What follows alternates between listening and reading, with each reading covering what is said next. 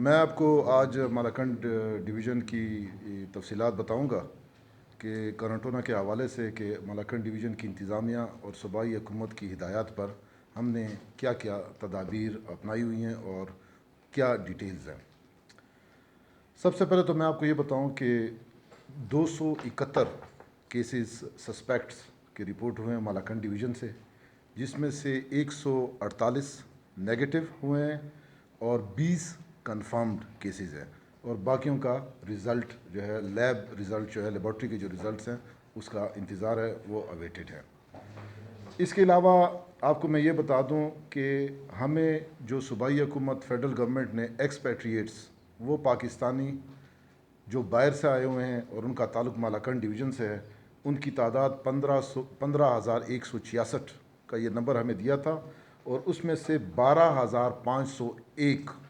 لوگوں کو ہم نے ٹریک کر لیا ہے۔ ٹریک کا مطلب یہ ہے کہ ہماری جو میڈیکل کی ٹیمیں تھیں، ہر یہ 12,501 کا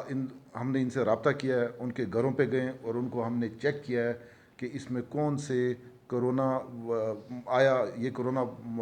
وائرس کیریئرز ہیں کہ نہیں ہیں۔ تو جو باقی ماندہ رہتے ہیں اس کے اوپر ہم دن رات کام کر رہے ہیں تاکہ